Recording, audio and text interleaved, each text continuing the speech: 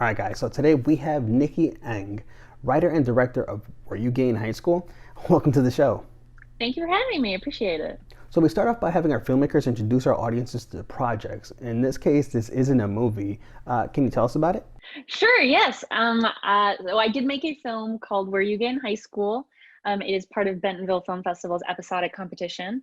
It is about two queer Asian American adults reminiscing about their closeted days in high school. There's a little bit of irony in the title, were you gay in high school? Like, yeah, I'm gay now. I was gay in high school, of course. But at the same time, I was closeted in high school. So actually, no, I wasn't gay in high school. And so that conversation just, brings us back to a time where closeted people who maybe at the time couldn't talk openly about their feelings or their experiences when they were in high school. And so we wanted to create a space and a format to discuss those things. So that's how we ended up with Were You Gay in High School? And we are hoping that it is a long repeated format with more and more stories. That's amazing. Typically, we ask about inspirations behind the project, although we want to hear about it. More so, we want to ask, why did you choose to make the show the way you did? Of course, yeah. So the film is a hybrid live action and animation film. So there are some fully live action sequences, fully animated sequence, and some that have both, which is, I think, the funnest part of the project. We had so much fun doing that. But I mean, to go for inspiration, this was based on a conversation between my co-writer and I, Karen Du, who's also the cinematographer on the project. She and I had a very candid conversation about, what was it like back then for you? What were you like back then? And we couldn't think of like anything better than animation to kind of exaggerate those teen feelings and hormones and crazy teen brain, because you're not fully formed at that point yet.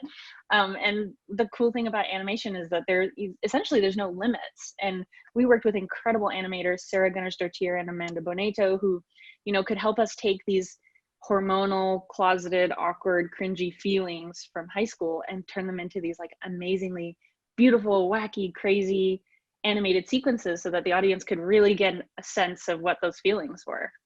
So, the Bentonville Film Festival is a very mission based festival with diversity both in front and behind the camera. What did it mean to be selected? Oh, we are so, so grateful to have been part of this festival. This is my first, narrative project that I've written and directed. And so, we're in a couple of different festivals this year, which obviously like look different because of the current state of the world. But Bentonville's done such an amazing, wonderful job of just making us feel included and part of the process and part of the festival and connecting with other filmmakers, which is one of the funnest parts of festivals.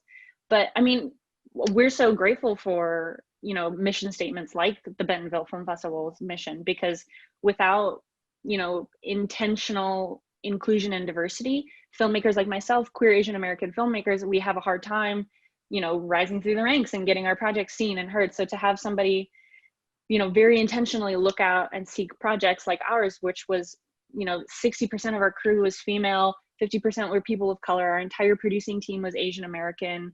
I mean, Karen and I are queer Asian American women who wrote the script, directed the film, and shot it. So we did our very best to be as inclusive and as intentional about who was behind the camera and then who was also in front of the camera. Our two leads, Sierra Pugh and Alex Song, are also both queer Asian American women. And it was very important to us that we could be as authentic to the story and be as inclusive as possible, because I truly believe like that's where we're going to get the best content from our communities. All right, before we let you go, is there a place where our audience can find out more information about your film or yourself? Sure, you can find out more about the project. I have a website, it's nikiong.com, or you can follow me on social media on Instagram and Twitter. I am Nicola Ong at Nicolaang. Thank you so much for your time. Thank you so much.